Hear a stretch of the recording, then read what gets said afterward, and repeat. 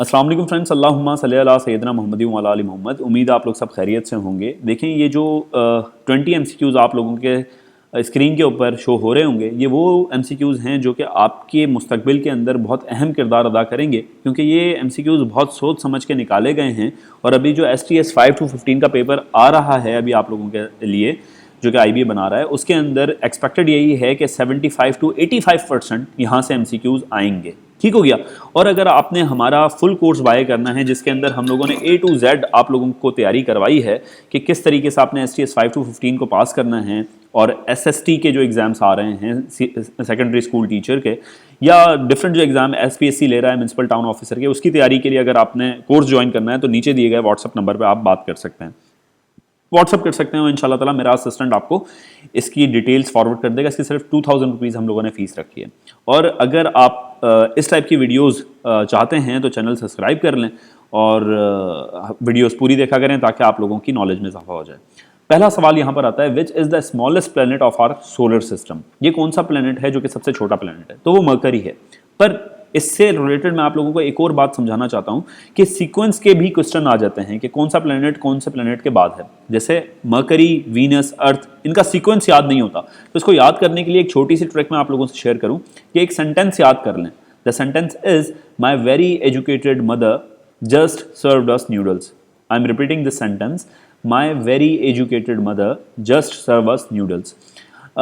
अगर आपने इस पर गौर किया हो तो ये जो सेंटेंस मैंने आप लोगों को अभी बोला है, माई very educated mother just served us noodles, इसका जो फर्स्ट वर्ड है वो एक प्लैनेट को शो कर रहा है। जैसे M for Mercury, V for Venus, very, E for educated था तो यहाँ पर अर्थ आ गया, E for, M for Mars, mother को शो कर रहा है। तो ऐसे ही सो ऑन, जैसे my very educated mother just serve us, N for noodles है तो यहाँ पर नेपच्यून आ गया। तो एक सेंटेंस के थ्रू आप पूरा स्ट्रक्चर याद कर सकते हैं किसी भी प्लैनेट का। और यही एक तरीका है हमारा पढ़ाने का कि आपको ट्रिक्स के थ्रू, टिप्स के थ्रू याद कराया जाए कोई भी कॉन्सेप्ट, ताकि आपको जो आपकी मेमोरी हो वो लॉन्ग लास्ट कर सके, उसको लंबे अरसे तक याद कर सके। दूसरा हमारे पास MCQ आता है कि the light from the sun only takes dash minutes to travel to the अर्थ।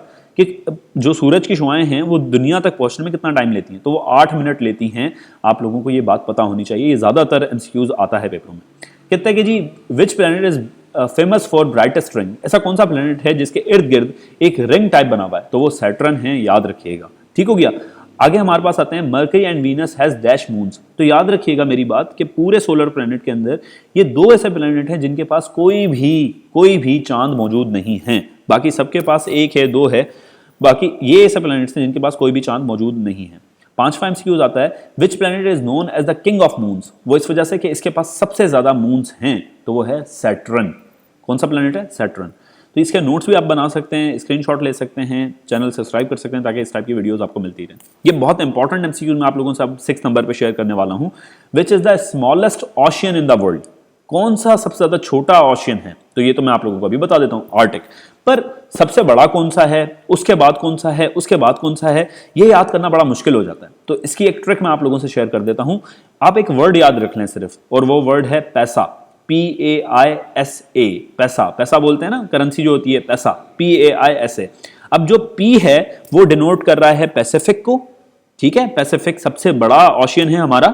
ठीक है। सेकंड पे आता है अटलांटिक, जो कि सेकंड नंबर पे हमारे पास ओशियन आ जाता है, अटलांटिक। तीसरे नंबर पे आ जाता है इंडियन ओशियन।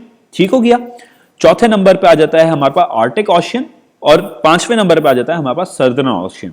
ठीक है, सॉरी, सर्दर्न ओशियन हमारे पास सेकंड लास्ट पे आएगा, और A फॉर आर्टिक जो है सबसे लास्ट, जो है सबसे छोटा, वो हमारे पास लास्ट में आ जाएगा। तो पैसा के थ्रू आप एक टेक्निक के थ्रू सारे ओशियंस के नाम याद कर सकते हैं, पैसिफिक, अटलांटिक, इंडियन, साउदर्न और आर्टिक। ठीक हो गया। तो इससे याद हो जाएगा आपको। अब आते हैं 7th नंबर MCQ पे, the dash is the deepest ocean in the world.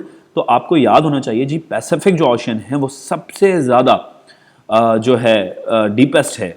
अगर यहां पर देखें, अगर बात की जाती कौन सा पॉइंट है जो सबसे ज्यादा डीप है, तो वो तो आपका मरीना ट्रेंच हो जाता है। ठीक है।